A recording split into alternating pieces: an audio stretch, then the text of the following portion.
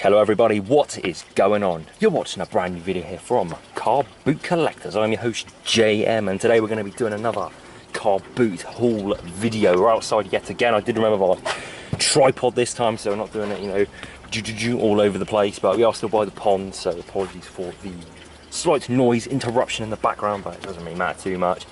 I think it's pretty easy to ignore, just, try and ignore it. But yeah, went to the car booty today.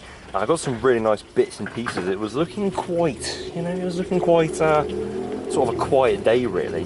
I was pretty much finished looking around. I hadn't really bought too much stuff. I didn't only a few bits and pieces. Then just as I was about to leave, I found a stall that had a whole mass of Amiga games.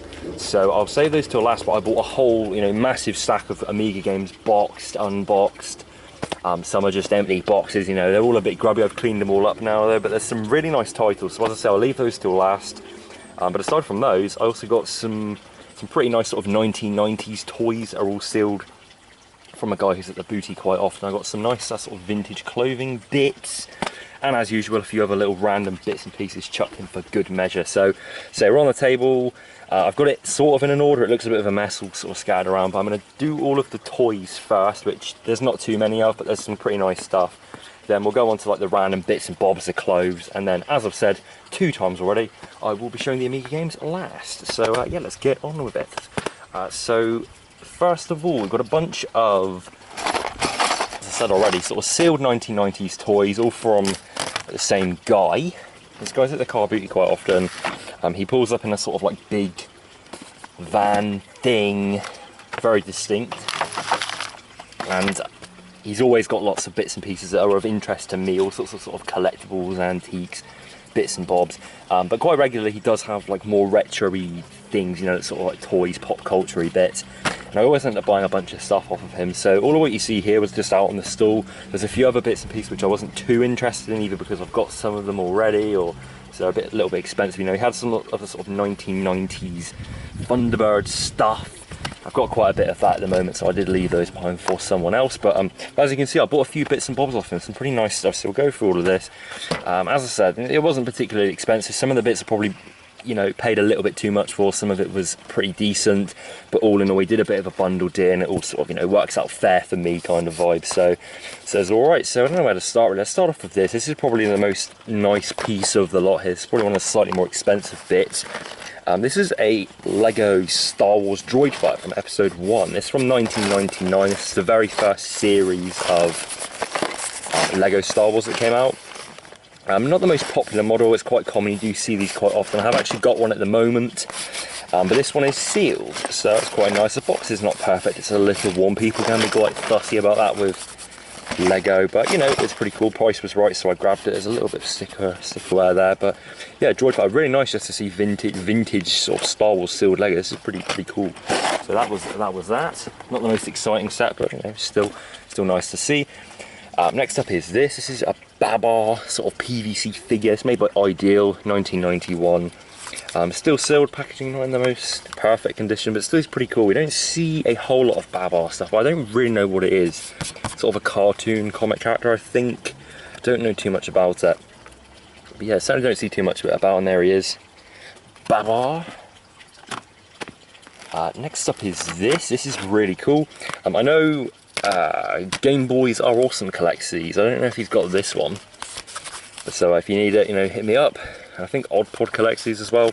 But this is a Tiger Gigapet from the 1990s. These were, sort of riding on the back of Tamagotchis. They made a lot of licensed ones. They made like Small Soldiers, Star Wars, as you see here. The Star Wars ones are not particularly, you can find these quite easily. Some of them are really hard to find, sort of quite expensive.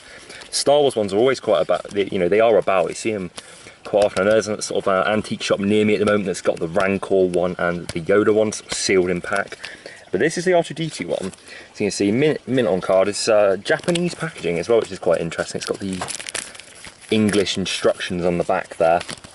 But yeah, really nice stuff to find. So Gigapets, they are quite collectible. They are quite desirable. But these Star Wars ones, for some reason, just aren't as expensive as most. And there you go. There's the R2-D2. Quite a nice thing to find. Then we got this. This is a slightly older item. This is a Waddington's card game from 1991, the Marvel Superheroes. Box is pretty battered, but I don't think it's ever been used. So it's battered, it's not too bad really, it's a little worn. But yeah, it's pretty cool. Sort of old card game. I had the Transformers one of these back along, and I've had the Mr. T one before. They made so many of these, it's probably all exactly the same game, just with different themes. But yeah, Waddington's card game there. Pretty cool. And then the last couple of bits from this guy are micro machines. So we've got this, I've seen this before out of the packet, never seen it in the packet before, and I've had one of these before. I think it might have been the Bismarck or something. It was definitely a World War II sort of battleship, but this is the Titanic, and these sort of special edition sort of historical ships. They come in these little sort of bottles, you know, like ship in a bottle kind of thing. So it's, yeah, pretty cool, and you can see you can like slide it out the back. It's just like a little protective case essentially. So yeah, it's pretty cool. The box is a little worn, it's not perfect, but it's a pretty nice thing to find. Certainly never seen one of those before.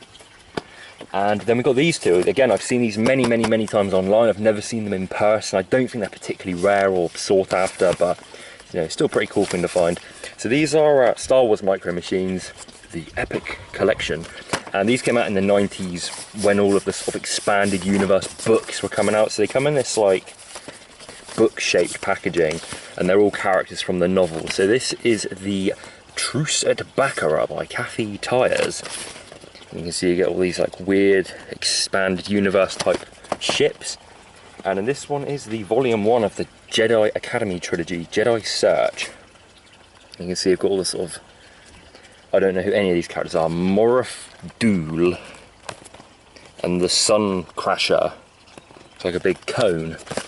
But yeah, new and sealed, really nice condition. So never seen these before. I do like Star Wars micro machines, don't see them too often. They're always quite popular. So yeah, it's nice to pick those up. And then these came from the guy as well. I wasn't going to buy these, but he basically chucked them in for free, and they're a little bit nostalgic to me. These aren't, don't think these are very sought after at all. I can't imagine they are. I've never really seen them about, to be honest. But these are Doctor Who Power Rollers. So it's sort of a game. Never caught on. I don't really remember them being in shops, but I know I had some because when Woolworths was closing down, they had literally tons of these on sale for something like 5p a pack, and I bought loads of them. But they're really boring. These are what they are. You just get a little plastic capsule with a marble in, and they slide along, and you've got like a sticker with each character on. They're really quite lame, to be fair. I don't know why anyone would want these. But yeah, we've got the TARDIS.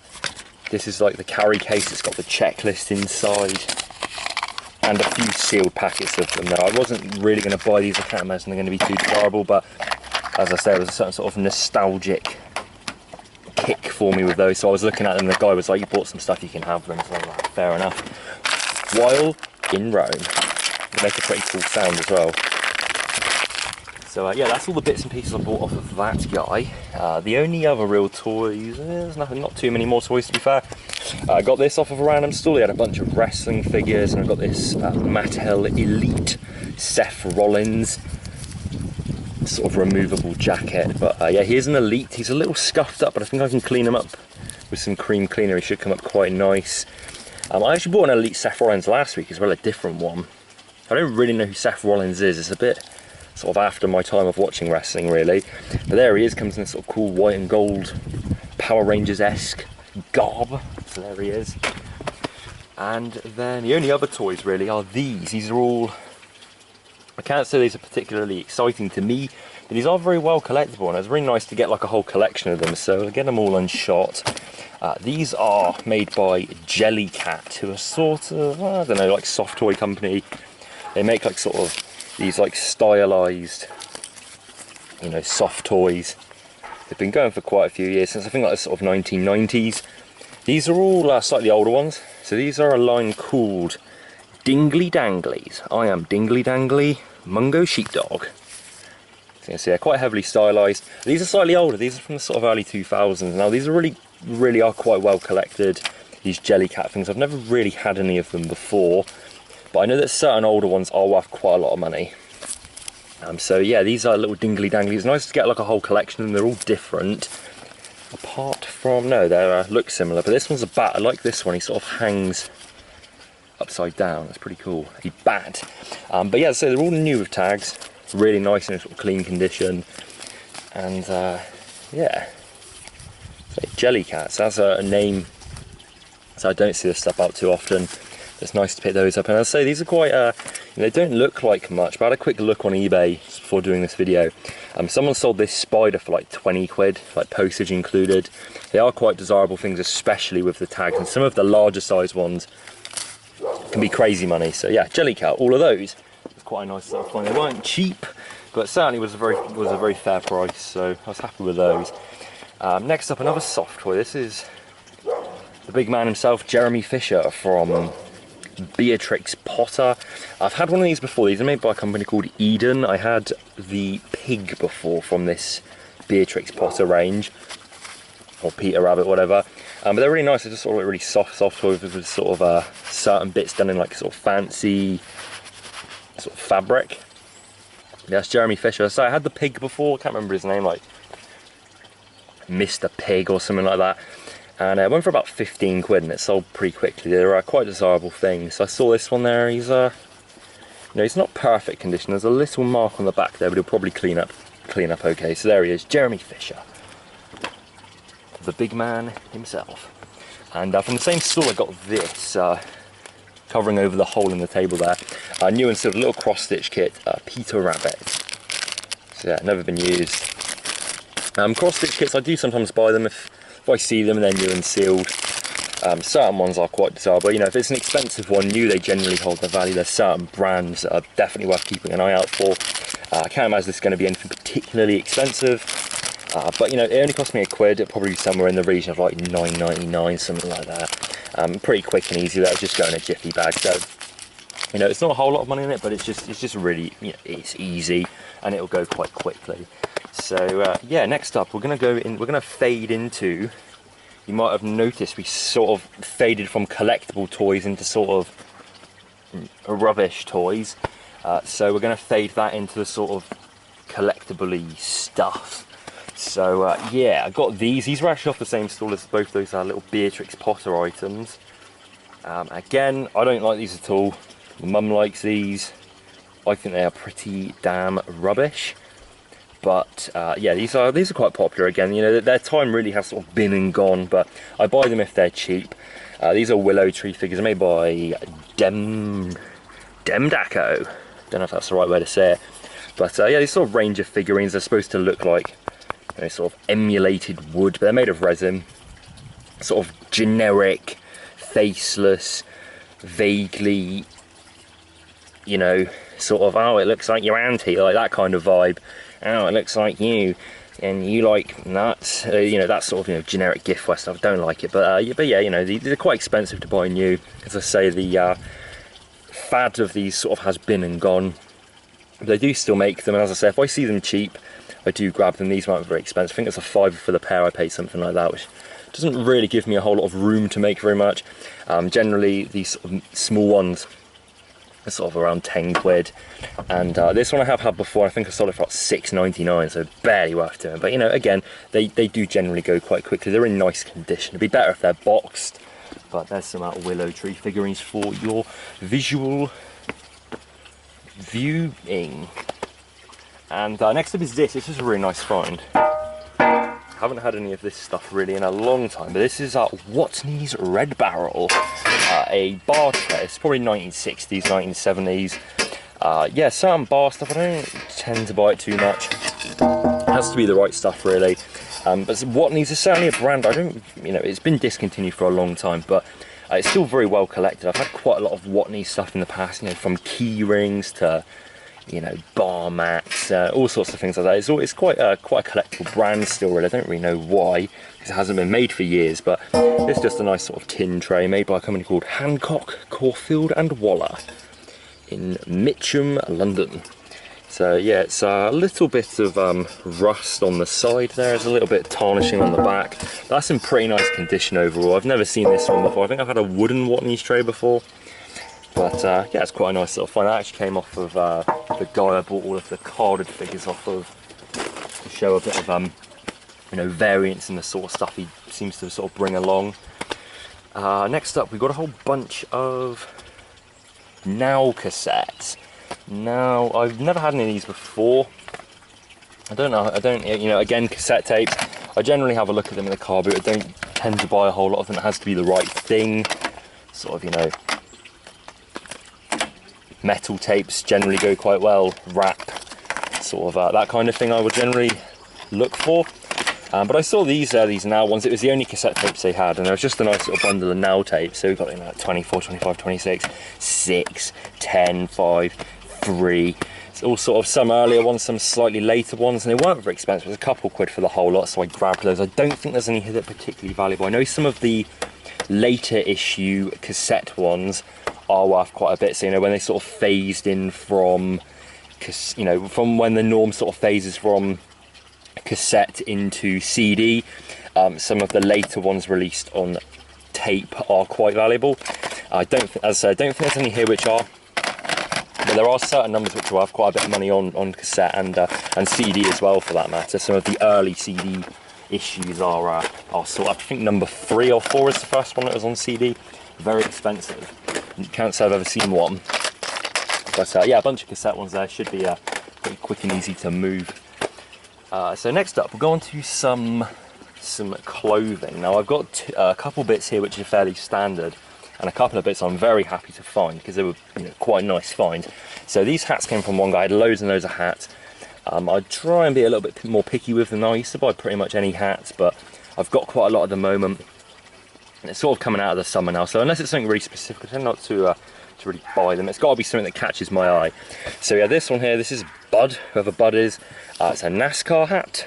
NASCAR is not particularly, you know, again, especially in the UK, it's not something that's massively popular, but I figured, you know, someone will probably want that. Next up we've got this one. This is Class, or Class, however you say it. They make tractors and combine harvesters, farmery stuff. But yeah, it's a really nice quality hat, so I figured that'd be alright. Again, farming stuff is usually pretty desirable as far as a hat topic goes. I've had Massey Ferguson ones before, I've had like John Deere ones, so I figured Class, you know, if their combine harvesters are like £30,000, I'm sure this hat's got to be worth at least £12. And then next up, now this hat, this is probably my favourite find of the day. I absolutely love this, and this is going to be, I would assume, quite an expensive item. At least I'm going to put quite a high price on it because I really like it. I don't really want to sell it. Not the sort of thing I'd wear personally, but I just want to keep it. I like it. This is a Nickelodeon hat, really cool. You know, sort of nice piece. This is from the sort of mid to late 90s, the person told me. They told me that it was bought at Nick Studios in the late 90s. So yeah, it's just a bright orange hat, Nickelodeon logo, fairly standard, really nice condition. It's a little dusty, you need to give it a sort of wipe over. It's in pretty nice condition. It's a vintage hat. I don't know, oh, the foam is starting to deteriorate a bit. I'm sure that could be replaced. I'll probably leave it as is. But yeah, really nice Nickelodeon hat. You know, Nickelodeon stuff is really well collected. There's not a whole lot of it about either, really. As far as, you know, like Nickelodeon as a brand, you can see Rugrats, SpongeBob stuff, but this actual like Nickelodeon branded stuff, you just don't see it too often. So really nice find. And apart from that, it also had this attached to it. This is really cool. I imagine this was bought the same sort of time from, as I say, the person told me they got it in Nick Studios. But this was attached to it. It's this old Nickelodeon pin badge, which again, I'm sure someone will really like to have that. That's a cool piece. So yeah, Nickelodeon little eyeball badge, that'll definitely appeal to a lot of people. Final little clothing bit is this. This is really cool. It's a nice vintage garment. Don't generally look at sort of clothing at the car boot, but I saw this, it was just laid out on the floor, so I grabbed it.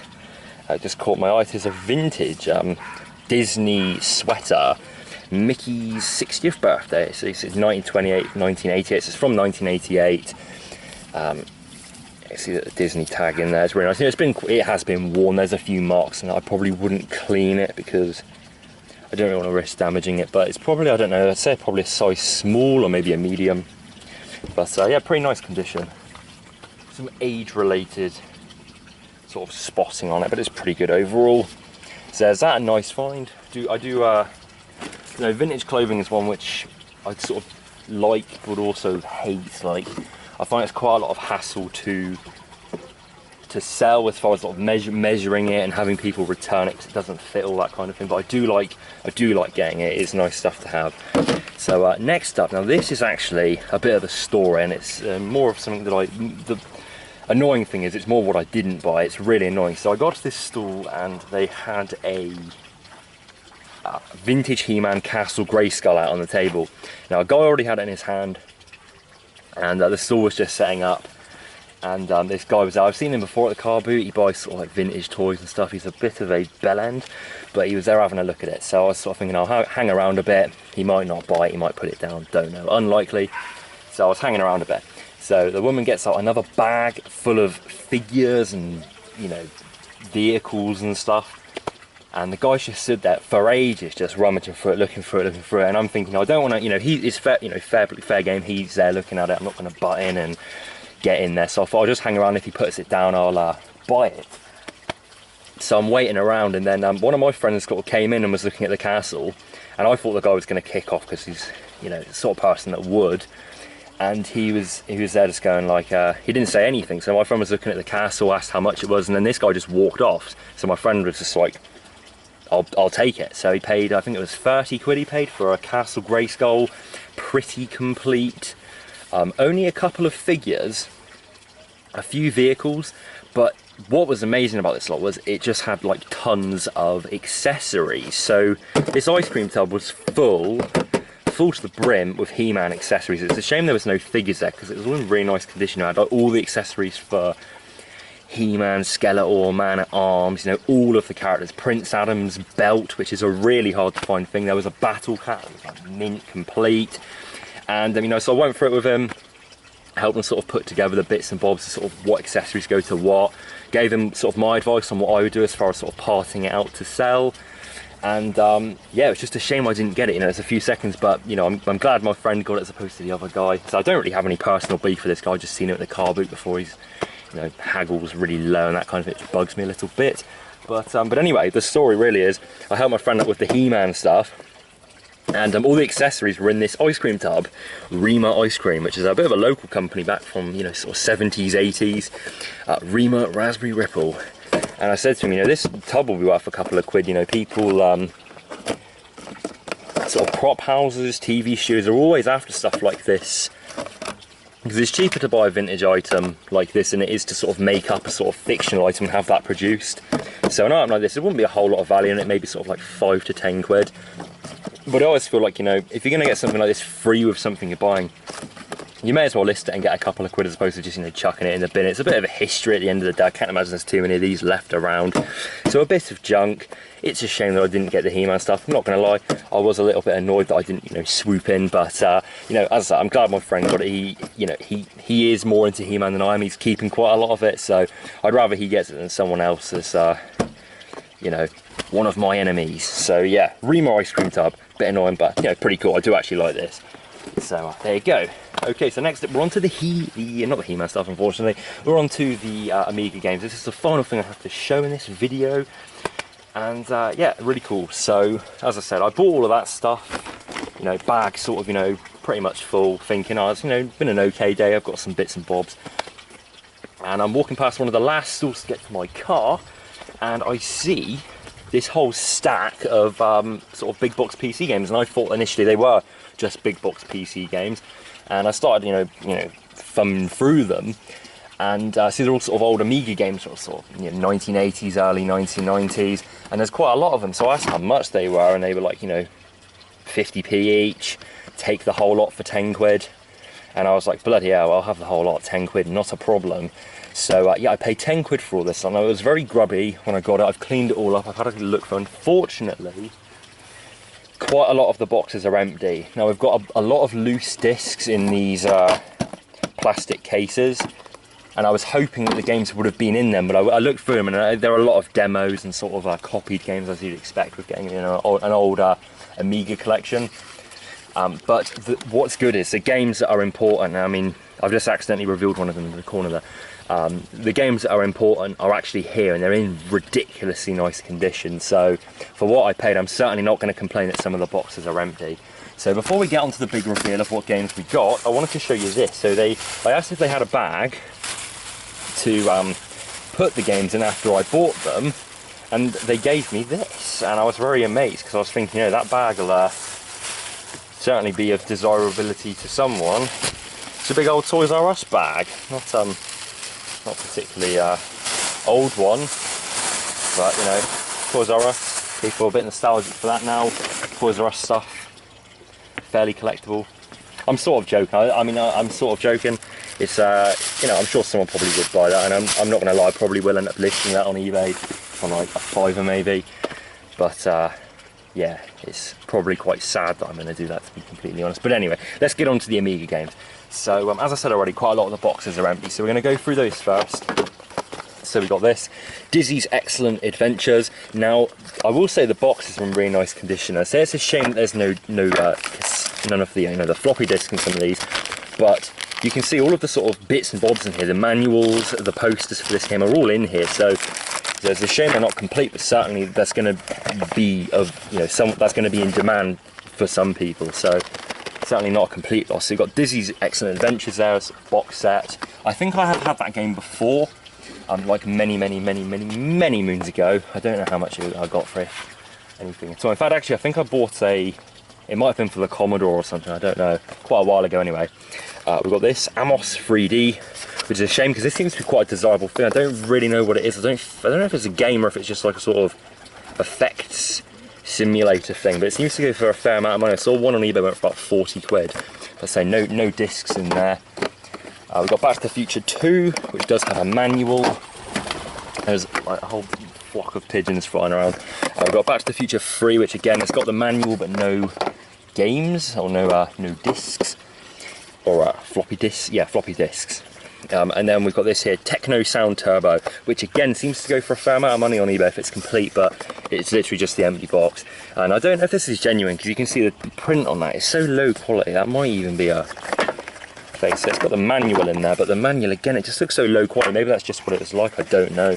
But yeah, unfortunately just the empty box. And we've got this here, this has got the manual in, but no disc. We've got Oh No More Lemmings, it's sort of big box. I say, you know, for the Amiga. And then we've got more empty boxes, unfortunately. I say, you know, stick with me, it will get better. We've got Treasure Island Dizzy, a sort of hard case, again, no disc. Fantasy World Dizzy, no disc. Pac-Land, which comes in this really cool like hard case, which would hold the floppy in there, but again, just the empty case, which is a shame because that again seems to be quite a desirable game. I think there's one listed at the moment for about 20, 25 quid, something like that. You know, it's not super desirable, but it seems to be fairly rare. Then we've got this, which has got a few of the discs. It's like a compilation, 10 great games by Ubisoft. It's got the manual and it's got a few of the discs, but not all of them. So yeah, you know, sort of some use for that, I suppose. Then we got this one. Now this is actually quite a desirable item, and it's a shame the disc is missing, but I'm confident this is still quite a valuable item even as is, because it's still got the sort of feelies in it. So this is Dr. Doom's Revenge. The box is in really nice condition. It's a little worn on the side there, but I just had a look on eBay and they seem to go for a lot more money if they've got the comic included. Now, as I said already, it doesn't have the game, but we've got the manual, and it does have the comic in there. It seems to make it worth quite a lot more. So I'm sure to someone that has got the game, or maybe they're missing this comic, I'm sure this is still going to be quite a valuable item. So yeah. So yeah, I saw someone sold one for like 50 quid complete, and they don't seem to go for anywhere near as much without the comic. So just having the empty box with the comic, I'm sure is going to be okay for someone to make theirs complete. Okay. Now we're on to the actual tangible, you know, the actual games that are here. So first we've got these. I just wanted to show these quickly. I don't want to focus too much on them. We've got these disc boxes full of loose floppy disks. Now they do have the keys, and I'm not too clued up on the sort of value of this kind of thing, but I'm pretty sure these empty cases have a little bit of value if they've got the keys. This one isn't cracked. This one's got a big old crack in it. But yeah, this one's got some, you know, some actual sort of discs in here, like paint-free, and a lot of bootleg games, a lot of copies, a lot of demos. I don't know too much about this stuff. You know, The demos, as far as I'm aware, people do collect them, but they don't really hold a whole lot of value. And the copies, I don't think I can really do anything with. Again, it seems a shame to bin them, but there's not really much you can do with them. And then this one, I believe, is full of demos and sort of magazine demos from like the older magazines. And over here we've got one which is still sealed from a magazine called Amiga Format, whatever that is, I don't really know. Dizzy's Excellent Adventure Disc 2, and these are a couple of actual games. I think a Walker demo, Xenon 2, Pick and Pile. We got Cytron demo, all that, you know, that kind of thing. Loose discs. So I don't really know much about it. If anyone does, feel free to chuck it down in the comments, because I don't really know too much about this stuff at all. It really is not my area. So next we go into the actual games which are here. So this is games which are complete as far as I'm aware. At least I have the discs in. I need to check if they're fully complete. I mean, some of these have multiple discs, but as far as I'm aware, these are all pretty much complete. So we've got a Tengen game, Escape from the Planet of the Robot Monsters. Indiana Jones: The Last Crusade. And these are, you know, appear to be all in here, 3 discs and the manual. We've got this thing, Amos Compiler. I don't really know what this is. Again, it's similar to the other Amos thing. I don't really understand what it is. I don't think it's a game. I think it's more some kind of like software. Now you can make your Amos programs run like lightning with Amos Compiler. I don't really understand it though, but again, there's a couple of discs in here. I think it's complete. I don't know. There's more like Amos. Whatever this Amos thing is, I've got a lot of loose discs for it in those cases, which I don't have the boxes for, but they are sort of genuine discs. So I've done a bit of research on those. So I say the Amos one I looked up already, the Amos, the one I didn't have any discs for. That was quite a valuable thing. I didn't look up any of the other ones, so I don't know if maybe that's just sort of an odd one out, or if maybe it's a desirable thing. I don't really know.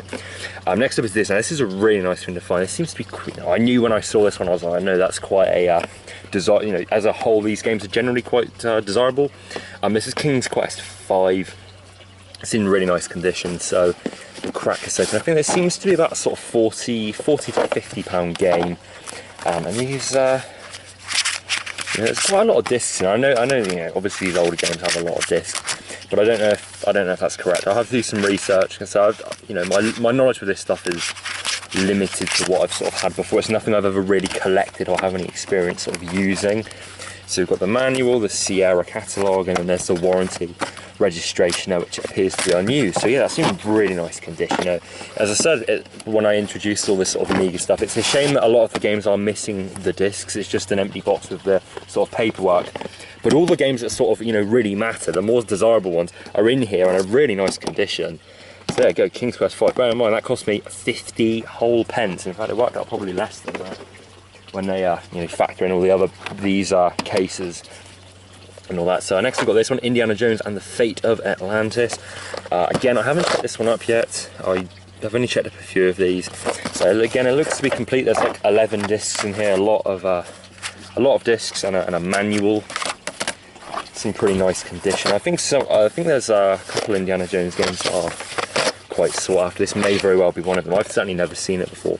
A graphic adventure by Hal Barwood. So yeah, I've never heard of that one. Fate of Atlantis. And then we get on to these. This is the real. This is the real icing on the cake, I suppose. These are really nice. This is actually the ones that were on top of the pile when I got there. We've got Monkey Island, the Secret of Monkey Island, and we've got LeChuck's Revenge, Monkey Island 2, and these are really nice condition. I mean, you've got a little bit of wear on the box corners, but these really are in sort of, you know, really nice condition. So you've got Monkey Island. We'll crack this open to show you what we've got here. So we've got, you know, all the discs right there. We've got the manual, and you've got the sort of DRM, Dial-A Pirate sort of copyright protection thing there, which is cool because I've never seen one of these before. In fact, I tell a lie, actually, I have actually sort of seen these before. There was a, isn't that funny? I haven't seen these before. I tell a lie, I have seen these before. There was actually an Amiga with a bunch of games in a local auction a couple of years ago, and these Monkey Island 2 were in there, so I have seen these before. I didn't unfortunately get to win that one because it went quite high. I think the bundle went for about bearing in mind this is like a local auction where sort of more pop culture-y collectible stuff then generally doesn't go too high, and that lot went for like 500 quid plus commission, which I couldn't believe. I don't think it was really worth what the guy paid for it, but anyway, completely irrelevant. Then we've got LeChuck's Revenge Monkey Island 2, and again it's got all the discs in there. We've got the sort of copyright protection thing, all of the manuals, the little US gold booklet, and that's in really nice condition. Now these are quite popular games, quite expensive games. As far as I'm aware, I did look these up quickly earlier. I haven't done too much research on them yet. These are the original releases. Number one, there's one listed at the moment that's got like 20 bids and it's on about 60 quid. That comes off in a couple of days.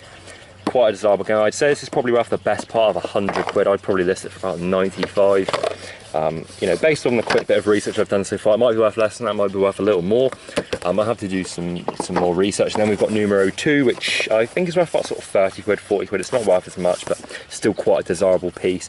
And again, it's worth saying these games, I can't test them. Obviously, you can get more for them if you can test them. I don't have anything to test them on. I don't really know enough about it, but I do think that a lot of the people that collect these games don't expect them to be working. I'm pretty sure that's the thing. I'm pretty sure because the floppy disks sort of demagnetize over time, quite often they don't work anyway, and there's not a lot you can do about that, but it's more the sort of physical box and all of the as a collectible more as opposed to being a game kind of thing. So even if these were in not working condition, it's still very sort of quite collectible items, and they're in really are top condition. So yeah, really nice. And again, £1 spent, pretty good. So yeah, that's all of the games. Now, there was a couple of other little curiosities I found when I was going through the boxes, so I was just going to show these quickly, just merely because I thought they were interesting. So we got this, I don't know what this is, a Commodore Video Adapter 8520 manual. I don't know what that is, but that was in there. I was going to look it up. I don't know. It probably individually not worth too much, but I'm sure as a spare piece someone might want it. There's some booklet there for a game that I put to the side for some reason. A little manual I put to the side for some reason. Now these are quite interesting. So we've got an NES Duck Hunt manual, which again individually probably not worth anything at all, but handy to have a spare. I'll put that with I've got a box of spare manuals and inserts and stuff. It's always just handy. I'm sure I'll find a loose Duck Hunt at some point and can go with it. As with this, we've got a Game Boy manual for tennis. Couldn't be something more interesting. It has to just be tennis, boring stuff. Now this was really interesting. This really did pique my curiosity. I don't know what this is, but this was in the boxes of floppy disks. So we've got this one. It's got a stick, as seen on TV, Creature Comforts, and I assume this is some kind of promotional, like maybe some kind of sort of press release kind of thing for Creature Comforts. I don't know. I can't imagine what this would be, but it just looks like a blank cassette or a blank disc that someone's put that on. I don't know, and there's no way I can really find out what's on it because I don't have anything to sort of to play these on essentially. So yeah, Creature Comforts, what is on that? I don't know. I did chuck it into Google and I couldn't see anything on there, but I'm assuming it's some kind of promotional thing for Creature Comforts. Really weird, but there's that. And this was in there as well, which I'm just going to finish on because it's just an interesting ode to the past. Not going to have any value, but it's just interesting. So this is like a little pickup sort of pamphlet. Free, please take one. Interesting internet website, and it's just like advertising this internet book. This is like, I think it's from 1996. I think it said. Yeah, there's a advert on it for the 1996 Olympics. This is like mid 90s, really early sort of internet kind of history, I suppose. But yeah, it's just telling you about interesting websites to visit, and you've got like BBC and NASA and just all these like just sort of websites. But it's just interesting. You don't have this is like pre-Amazon, pre-eBay, like all of these sort of big websites now, and you just got all these like just random ones on it. UK shopping centre, never even heard of it. You got IMDb on there. But yeah, just a really interesting random bit of computer history that's just in this lot for some reason. I say pretty worthless, but interesting nonetheless. So yeah, there you go. That is the video. Hope you enjoyed this one. As I say, a little bit disappointed I didn't get my hands on the He-Man stuff, but nonetheless, was very I'm more than happy my friend got it. and I was able to look through it. There wasn't anything in there that I would have, you know, kept for myself, but it was nice just to, you know, help him piece together the bits and pieces that were there. And yeah, he got a really good deal, I'd say. You know, he paid 30 quid for the bundle. It's definitely, you know, it's like £300 to £400 worth of stuff there easily. It's you know, it's a bit annoying, but you know, again, you can't buy everything, and I'm happy that he got them. So there you go, and I'm happy that I got these. So so as I say, as I said at the start of the video, if you've enjoyed watching this, please leave a comment. Subscribe if you want to see more retro videos, because you know, I'll churn them out every now and then when I'm in the mood. So yeah, hopefully you enjoyed this video. Maybe it's interesting, maybe you just enjoyed the relaxing quality of it. I don't know, but anyway, I'd appreciate any comments to be left. Thank you for watching this, and you know, goodbye. We'll see you sometime soon.